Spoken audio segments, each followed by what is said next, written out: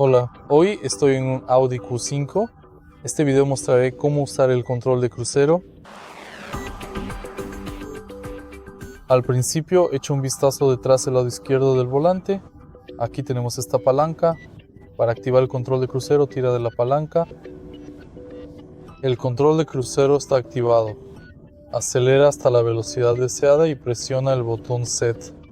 Puedes soltar el pedal del acelerador.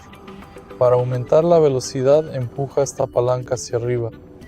Para disminuirla, empújala hacia abajo.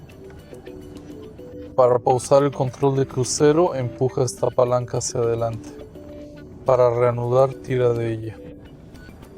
Para apagarlo, empuja esta palanca hacia adelante. Y básicamente eso es todo. Si te resultó útil el video, por favor dale like, comenta y suscríbete.